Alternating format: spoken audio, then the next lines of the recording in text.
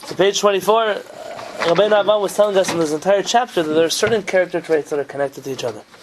And the whole point of these character traits are to reach something called a pagiyah. A pagiyah, the best translation this author could come up with is an encounter. Like a meeting with Hashem. This experience of connecting to Hashem. Is that at all connected with the word pagisha? Yeah, it would be a pagisha would be like a formal meeting, whereas a pagiyah would be almost like a chance collision. Almost pagiyah is used in a negative term because of like an accident, God forbid. This idea that the whole purpose. So what is the goal? What is the purpose? People will tell you, do another mitzvah and bring Mashiach. Yeah, people will tell you, learn more Torah and you'll learn more Torah. And people have all kinds of things. I once read a fascinating understanding of the Rambam. The Rambam mentions that in the beginning of time, Adam didn't know that there was a God. Of course he did. So what happened between Adam HaRishon and Avraham Avinu? Like, why did Avraham Avinu have to even run around getting everyone to believe in God? If they themselves, Adam HaRishon, they already saw. You're talking about people who lived for hundreds of years. Yeah. People that knew Adam were living way into the future. So what was going on with Hashem? You're hiding out or retracted or something. So today someone brought me a pasuk from, I believe, Pashat Vayitchanan, where it says, don't go and run after the moon and the stars like the other nations do. And Rashi is split over there. Is it a good thing that the nations run after the stars, or is it a bad thing? It's an interesting Rashi to understand, where does he put the world in perspective to the Jews. But what you could walk away is that the world, we never accused the world of being atheistic. It was a very rare occurrence back in the day. So the Rambam says, what happened? People felt, Hashem was too distant. He was too far removed from them. And so they went to look for something tangible. Their logic was as follows. The moon, God forbid we would pray to the moon. We can't see Hashem, but we know that Hashem created the moon. And so the moon is the halfway mark to Hashem. So let's worship the moon. Not because we're praying to it, but we're saying, dear moon, please take our prayer to God. Because you see Him more than we do. That was the generation of Enosh? Yeah, very good, very good. The Rambam mentions this. They did the same thing with the stars and with other things because they just wanted to bring Hashem into something they could see. The truth is that this is a common frustration of those who believe in Hashem. It's so easy to believe in an object and a being. We as Jews find it very repulsive to believe in an object like as a God. It sounds so silly. Also an object. Well, yeah, of course. And this connection to something tangible, people crave something tangible. Because when something is tangible, you can define it, you can touch it, you can feel it. And the truth is, if Hashem was easily defined or easily touched or easily felt, then He wouldn't really be a God. That's where we come from. Hagshama, turning God into a physical thing, for us, the Kuzari says it's like a repulsive act. It's beyond our comprehension that someone can do such a thing. But you must understand, there's a desire in the world. So what happens? The first generation was righteous. They believed not in the moon, they believed in Hashem, but the moon was like the messenger. Like other religions, that the prophet is the messenger to God. But what happened was the next generation came and they already forgot this whole logic. They really believed their parents believed in the moon or the sun or the stars, and that's where paganism came back to the world. And that's what Avraham Avinu spent his whole life rectifying, trying to fix. And he was born in this fight. His father was the chief idol worship factory in the world. What makes amazing? And the truth is that when we talk about learning Torah, doing mitzvot as an end, if you can read this Rambam in a more philosophical term, the Rambam would tell you what is the definition of idol worship, of Avodah Zarah. Avodah Zarah, idol worship is not Avodah Zarah, because that's a very specific form of Avodah Zarah. Avodah Zarah literally means foreign worship. What is foreign worship, which is prohibited by the Torah? It's one of the three things a Jew must give up his life for. Is when you turn the means into the end. Very good. That would be the correct understanding of the Rambam. when you take anything in the world which is just a means and turn it into the end. People think Mashiach is the end of the world. Mashiach is just a means to a greater world, to a greater understanding of Hashem, to greater understanding. If your whole purpose in life is to bring Mashiach, what are you going to do when Mashiach comes? Yeah. Retire. Yeah, like what happens then? Oh, game over, we're done. That's not true. Or what if a person's whole point is to learn Torah? That's all. I only learn Torah. Well, what happens when you learn the whole Torah? Where is your end has to be something much greater than this, and if not, it could easily become a form of avodah zarah. Fixation on a spiritual experience. Very good. You're making something that is moving, changing into something solid. Very good. It's very subtle. Rav Kook talked about this. Yes, it's true. Now we have here, and even short-sighted, right? You only focusing on the object and not beyond it. Yes, and it's that goal is lofty, but there's something loftier than that. To have a spiritual experience is lofty, but to have a godly experience is even greater. To feel a connection to Hashem.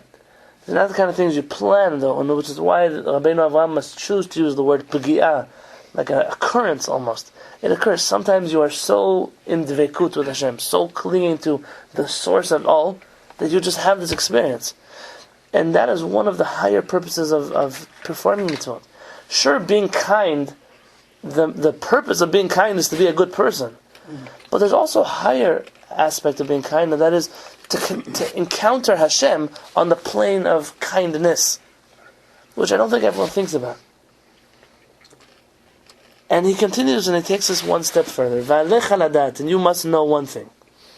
Ki hamidot haterumiyot halalu. That these lofty attributes, yesh mehen tchunot hamiyuchasot lo yitaleh. Some of these attributes are even attributed, so to speak, to Hashem. We ascribe them to Hashem. For example, kagon rachmanut, kindness. Do we say Hashem is merciful? Yes. Do we say Hashem is generous? V'nedivut, v'arichut apayim. Don't we say el erech apayim ata? We say Hashem, you are slow to anger. So Hashem is also calm. ולפיכך לגבי הולכתן אליו הרי הוא בבחינת דרך ולגבי התדבקות במידות הבורא הרי בבחינת פגיעה.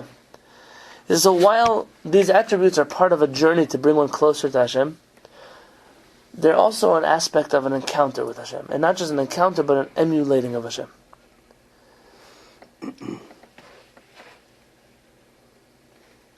Maybe I can say, when they teach a little kid, someone calls you a name at school, you tell them, it takes one to know one. They say you're stupid, it takes one to know one. Now there's something very profound about this. It takes one to know one. How would you know? So the famous rabbi who told his student, hey, you're not covering your eyes during Shema. Said, how would you know?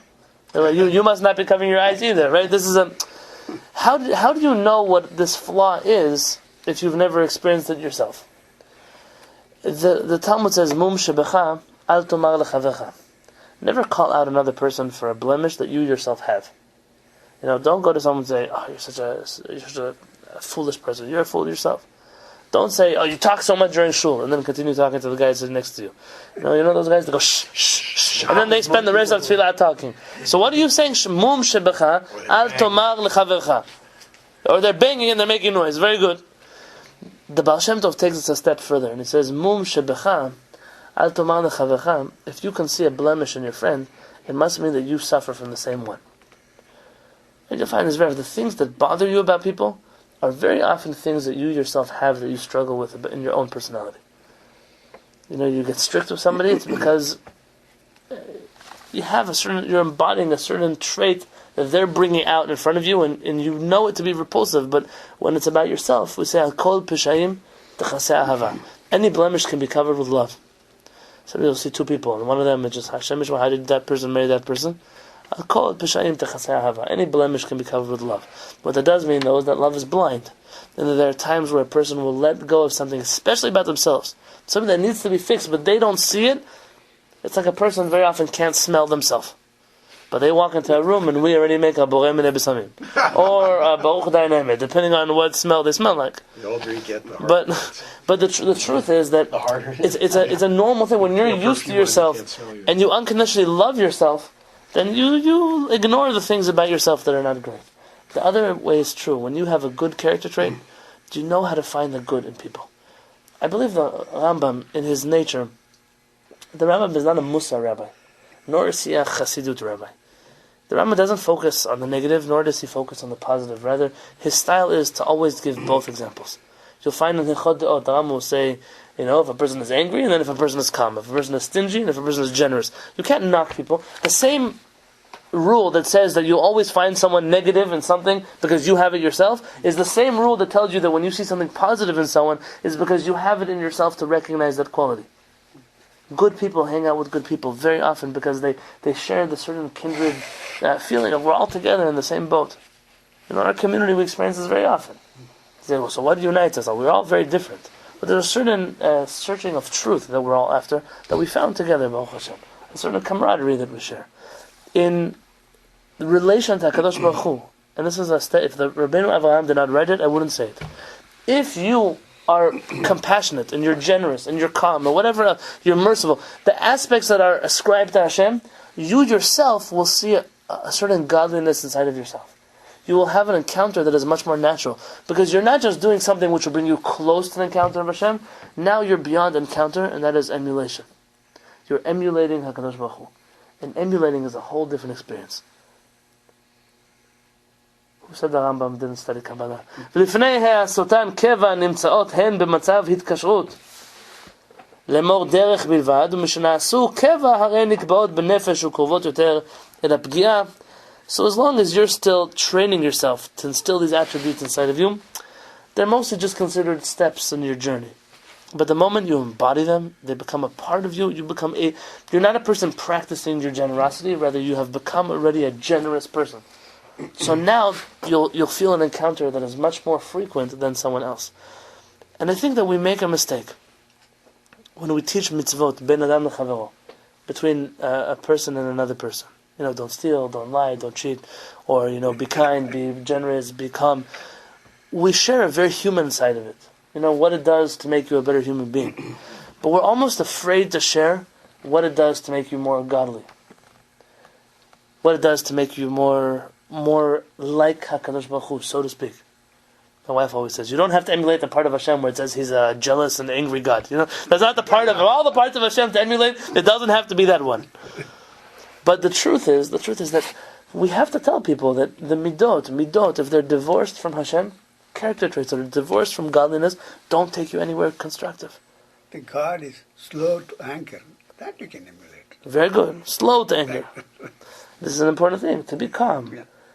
ואתה הקורא, you the reader, לאחר שהבינותה והשגת את הדבר הזה ואת מה שביארנו בפרקים הקודמים, once you have understood and internalized this matter, in addition to what we've explained before, שיט לבך ודעתך, direct your heart, your mind, ושקוד על מה שנבאר בפרקים הבאים, and be diligent in the coming chapters, study them well, אודות כל מידה מן המידות התרומיות שהן תכלית התורה, ובעזרת HaShamayim תמצא על ידי זה תועלת.